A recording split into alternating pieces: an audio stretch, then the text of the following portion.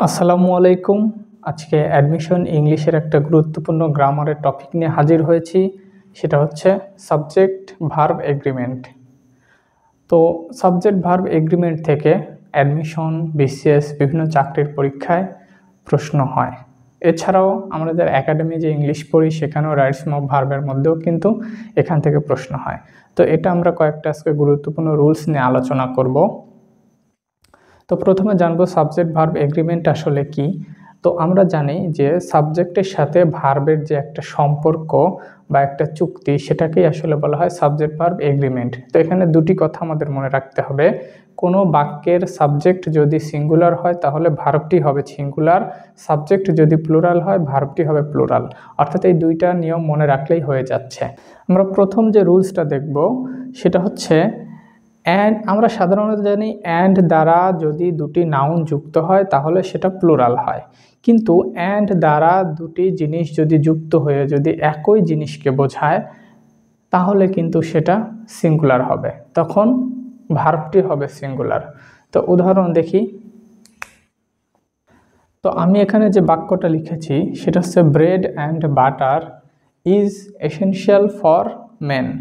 তো এই যে ব্রেড এবং বাটার, এই দুটা কিন্তু দেখে মনে হচ্ছে যে এটা হচ্ছে দুটি আলাদা নাউন, এরা হচ্ছে অ্যান্ড দ্বারা যুক্ত হয়েছে। তার মানে দেখে কিন্তু মনে হচ্ছে যে এটা হচ্ছে প্লুরাল, কিন্তু এটা কিন্তু প্লুরাল না। অর্থাৎ ব্রেড এবং বাটার দ্বারা কিন্তু বোঝাচ্ছে হচ্ছে জীবিকা।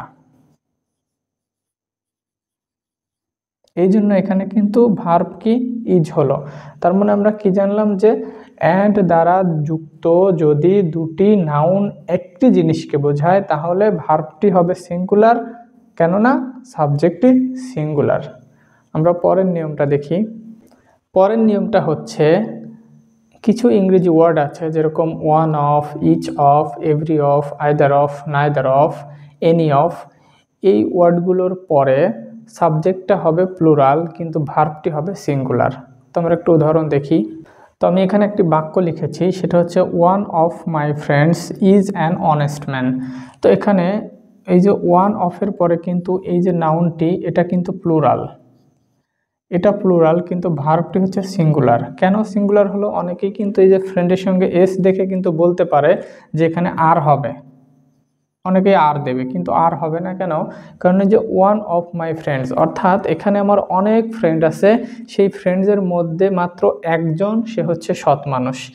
অর্থাৎ এই যে ওয়ান অফ, এই ওয়ানটা কিন্তু এখানে সাবজেক্ট, এটা কিন্তু সাবজেক্ট না। তার মানে আমার অনেকগুলো বন্ধুর মধ্যে যে কোনো একজন হয় অনেস্ট ম্যান। তার মানে এই যে ওয়ানের কারণে কিন্তু ইজ হলো। এই ফ্রেন্ডসের দিকে তাকাইলে কিন্তু অনেকেই আর দেবে, কেননা ফ্রেন্ডের সঙ্গে কি আছে? এস আছে। আমরা পরবর্তী নিয়মটা দেখি।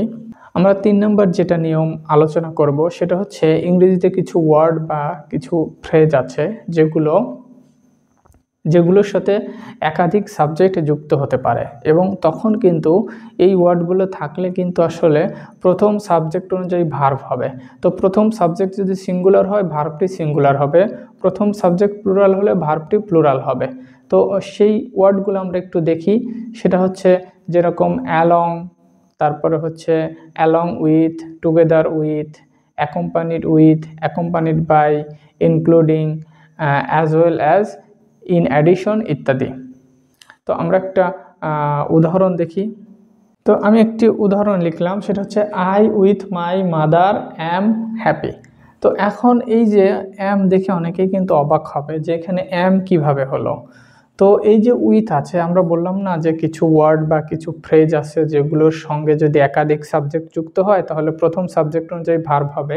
তো এই উইথ থাকার কারণে প্রথমে যে আই আছে এই সাবজেক্ট অনুযায়ী কিন্তু অ্যামটা হলো।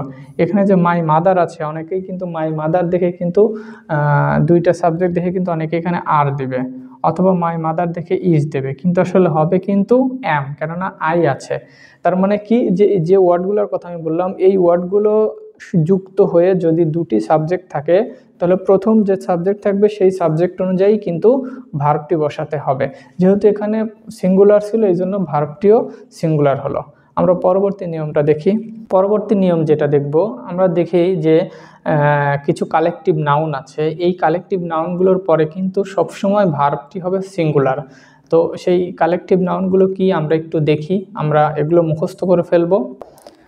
যেমন কালেকটিভ নাউনগুলো হচ্ছে কমিটি মানে সমিতি, গভর্নমেন্ট সরকার, ক্রাউড জনতা, পাবলিক জনগণ, police audience, company council, chorus group, team, orchestra, firm, family, class, jury.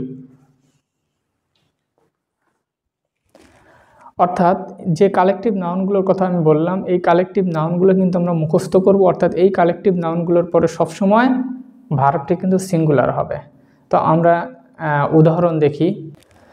The government has taken a new step two eradicate illiteracy. যে এই যে বাক্য, এখানে কিন্তু দ্য গভর্নমেন্ট এটা হচ্ছে কালেকটিভ নাউন। তো এই কালেকটিভ নাউন থাকার কারণে কিন্তু এখানে হ্যাভ না হয়ে এখানে হ্যাজ হলো। পরবর্তী আরেকটা দেখি। The crowd is highly surprised to hear the news. তো এই যে দ্য ক্রাউড মানে এখানে আমরা জানি জনতা, এটা কালেকটিভ নাউন, এটার কারণে কিন্তু এখানে ইজ হলো, আর কিন্তু হলো না। পরবর্তী যে নিয়মটা নিয়ে আলোচনা করব সেটা হচ্ছে, যদি কোনো বাক্যের সাবজেক্ট ইনফিনিটিভ, জিরান্ড, ফ্রেজ অথবা ক্লজ হয় তাহলে ওই বাক্যের ভার্বটি সবসময় সিঙ্গুলার হবে।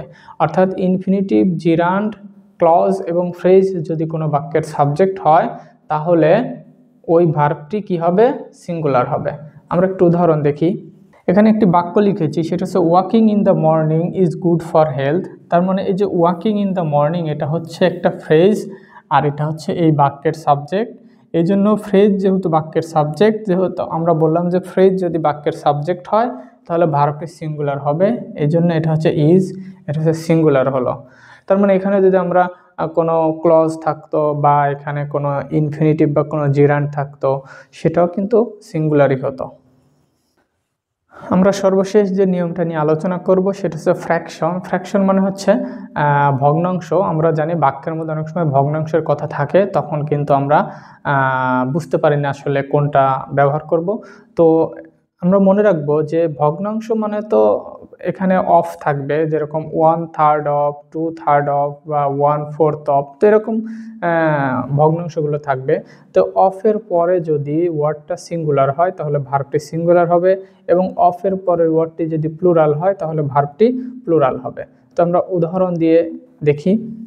আচ্ছা, এখানে আমি দুটি বাক্য লিখেছি। 1/3 অফ ম্যাঙ্গো ইজ গুড। তার মানে এখানে বোঝা যাচ্ছে যে এই যে 1 আছে অর্থাৎ 1/3 অফ ম্যাঙ্গো, তার মানে এই যে অফের পরে কিন্তু ম্যাঙ্গোর সঙ্গে কি এস নেই। হ্যাঁ, তার মানে এটা সিঙ্গুলার হলো, আর অফের পরে ম্যাঙ্গোর সঙ্গে এস আছে এই জন্য কি প্লুরাল হলো।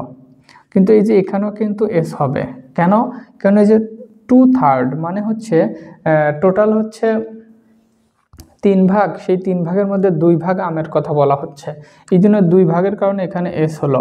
আর 1/3 মানে হচ্ছে 1 ভাগ, 3 ভাগের কি 1 ভাগ, এই জন্য এখানে কিন্তু এস হয় নাই। কিন্তু এই এস কিসের সঙ্গে নির্ভরশীল? অর্থাৎ এই এসটা হচ্ছে এখানে 1 2 3 4 5 কি আছে সেটা আমরা দেখব। যদি এখানে 1 থাকে তাহলে এখানে এস দিব না, কিন্তু এখানে 1 এর পরে যাই থাকুক সেখানে এস দিব। কিন্তু আমাদের ভার্বটি হচ্ছে পরে কি, পরে হচ্ছে ম্যাঙ্গোর সঙ্গে এস যদি থাকে তাহলে আমরা আর দিব, না থাকলে আমরা বুঝবো ওটা সিঙ্গুলার। তো এটা কিন্তু পরীক্ষাতে আসে, এই জিনিসটা কিন্তু আমাদের চর্চা করতে হবে। তো সাবজেক্ট ভার্ব এগ্রিমেন্টের আরও ক্লাস আসবে। ধন্যবাদ সবাইকে। আসসালামু আলাইকুম।